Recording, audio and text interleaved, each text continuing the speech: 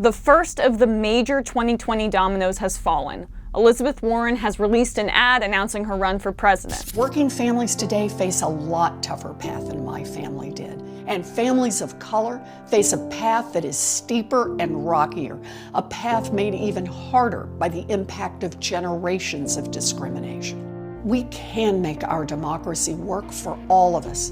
We can make our economy work for all of us. We can win. We can, and we will.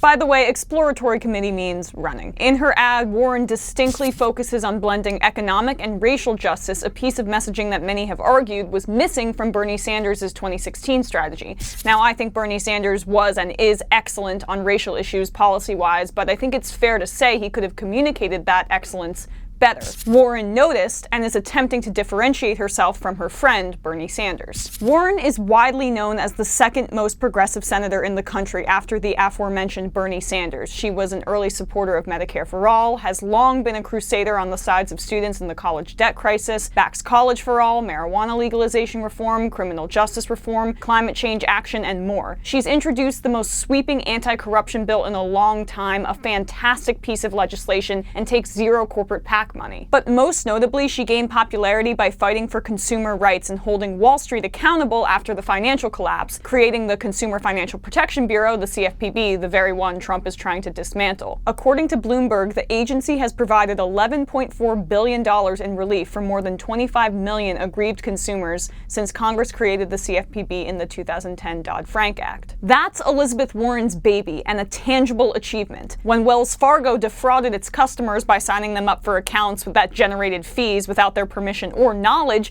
Elizabeth Warren had this to say to the CEO's face. Have you returned one nickel of the money you earned while this scam was going on?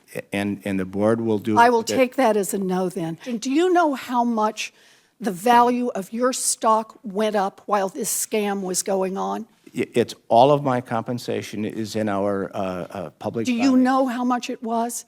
It's all in the public filing. Oh, you're right. It is all in the public records because I looked it up. The share price during this time period went up by about $30, which comes out to more than $200 million in gains, all for you personally. You should resign. You should give back the money that you took while this scam was going on, and you should be criminally investigated by both the Department of Justice and the Securities and Exchange Commission. That's Elizabeth Warren for you. Now, I'm not saying she's without her flaws. Warren did not endorse Bernie Sanders in 2016 and waited until the primary was virtually over to throw her support behind Hillary Clinton, showing fear and, frankly, cowardice when it came to the Clinton political machine. She was not vocal when it came to the Dakota Access Pipeline despite her Native American ancestry, and voted for an insanely expensive defense bill that was even higher than the one Trump requested. Elizabeth Warren is not a perfect candidate, but she is still an excellent one. She's a politician who has built her career on human dignity and economic justice, and I believe she would make a wonderful president.